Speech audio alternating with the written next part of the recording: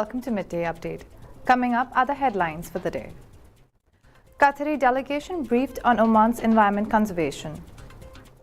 National Museum to be temporarily closed. Oman Airports welcomes Swiss airline Edelweiss. Stone slab laid at Queen Elizabeth's burial site.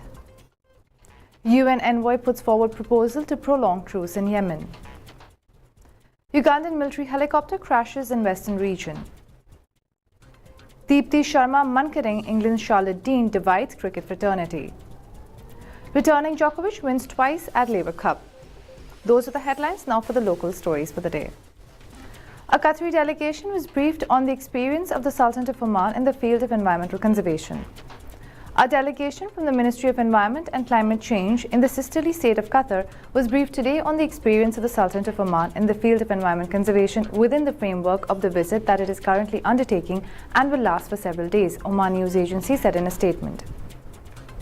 His Excellency Dr. Abdullah bin Ali Al Omari, Chairman of the Environment Authority, during his meeting with the delegation, stressed the importance of environmental cooperation between the Sultanate of Oman and the State of Qatar, pointing out that the two countries have made a great path in the development and prosperity of the environmental sector, pointing to the importance of exchanging experiences between specialists and stakeholders in the Environment Authority and the Ministry of Environment and Climate Change.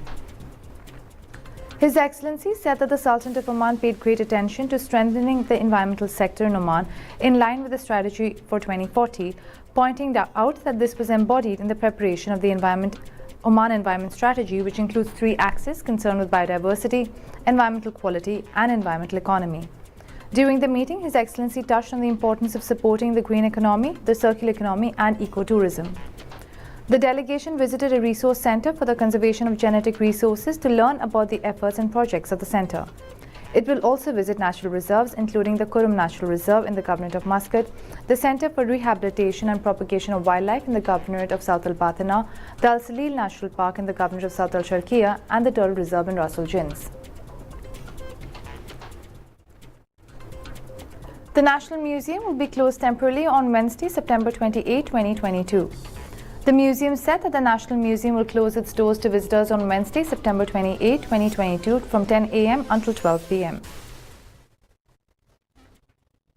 Swiss airline Edelweiss has resumed its flights between Zurich and Muscat, Oman Airports said. A statement issued online by Oman Airports said the following. Oman Airports welcomes Edelweiss Air after resuming its flights between Zurich International Airport to Muscat International Airport on Friday, September 23, 2022. We wish Edelweiss Air more success and safe trips. Those are the local stories. We'll take a short break and we'll be back with international news. Stay tuned.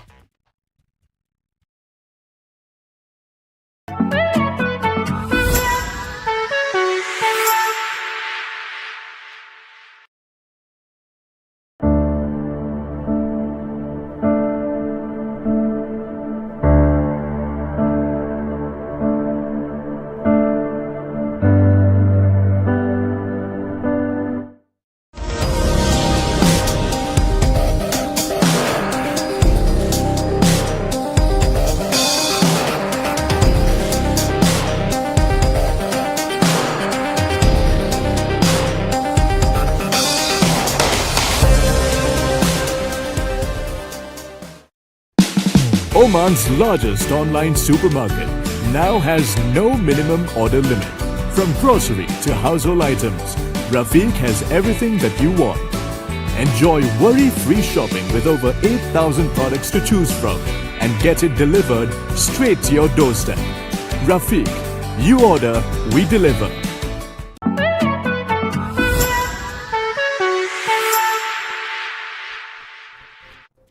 Welcome back to Midday Update. Now for the international stories. An inscribed stone slab has been laid where Queen Elizabeth's coffin was interred, Buckingham Palace said on Saturday. The stone records the birth and death dates of the late Queen, Elizabeth II, 1926 to 2022. She ruled for 70 years and died on September 8 at the age of 96. Queen Elizabeth died on September 8 at Balmoral Castle in Scotland and was buried after a state funeral on Monday. The Queen's coffin was interred in the King George VI Memorial Chapel at Windsor Castle, St. George's Chapel. The Memorial Chapel was commissioned by the late Queen in the 1960s as a burial place for her father. The inscribed stone slab, which is made of Belgian marble, shows the names of the late Queen's parents, King George VI and Queen Elizabeth, the Queen Mother. Her husband, Prince Philip, also features on the stone. The late Queen's spouse died last year. Engraved on the ledger stone is a garter star representing an order of knights that the Windsor Castle dynasty belongs to. Queen Elizabeth's sister, Prince Margaret, is interred at the same chapel. Windsor Castle reopens to the public on Thursday, after which people will be able to visit St. George's Chapel. Also on Saturday, the royal family released an image of King Charles III taking up his new state duties for the first time.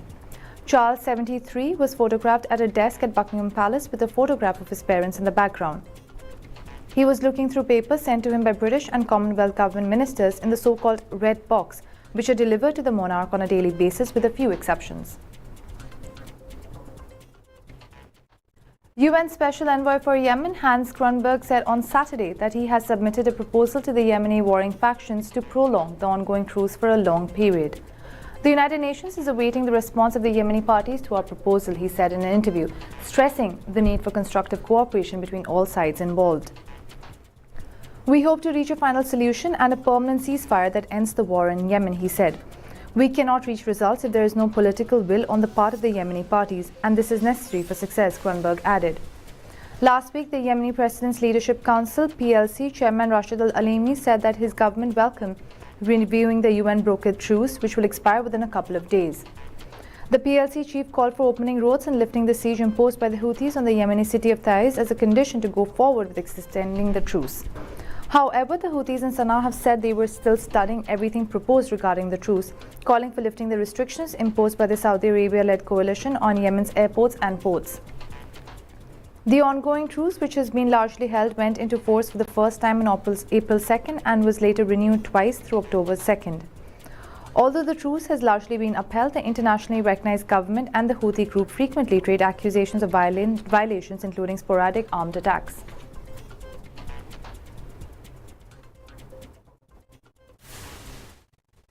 A Ugandan military helicopter crashed in the western district of Cabo Rail on Saturday, but no casualties were caused, a military spokesperson confirmed.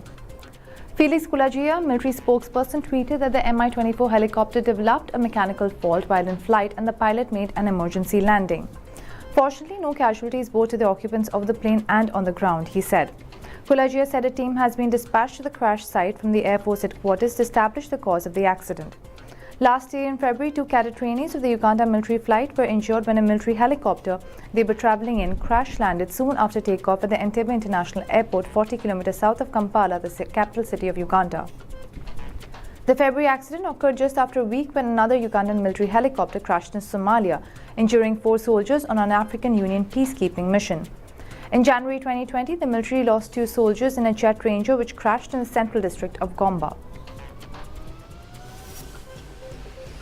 Those are the international stories. We'll take a short break and we'll be back with sports news. Stay tuned.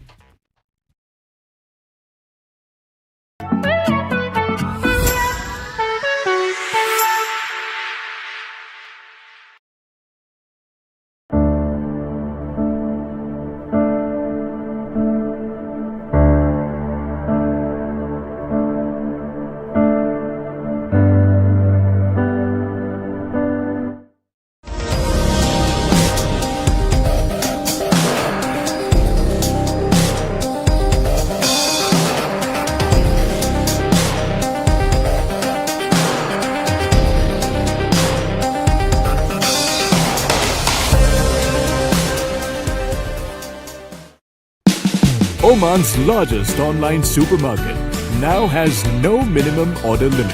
From grocery to household items, Rafiq has everything that you want. Enjoy worry-free shopping with over 8,000 products to choose from and get it delivered straight to your doorstep. Rafiq, you order, we deliver.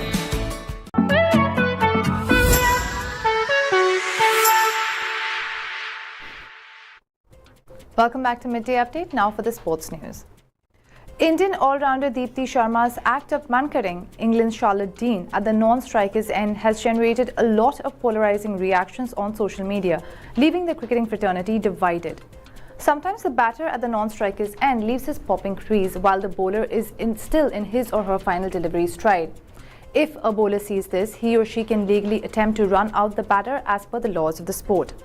This was first done by Indian cricketer legend Vinu Mankad during 1947-48 during India's tour of Australia by running out Australia's Bill Brown at non-striker's end, which earned it the name Mankading.